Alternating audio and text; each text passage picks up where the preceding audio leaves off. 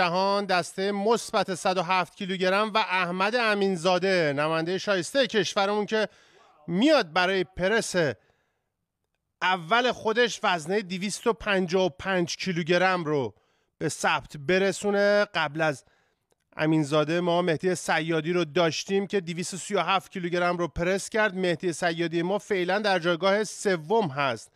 نماینده گرجستان و نماینده برزیل 240 و 241 رو زدند و حالا 255 برای قهرمان پاراولمپیک پاریس احمد امینزاده.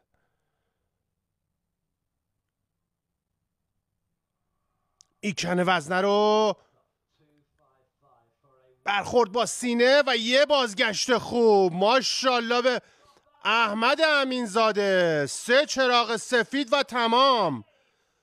مدال طلای رقابت‌های جهانی مصر رو با همین یه حرکت به نام خودش میکنه. احمد امینزاده فوق‌العاده کار کرد. همین وزنه رو 2 سال پیش در پاریس هم زده بود. برگردیم به فوتبال. انشالله نماینده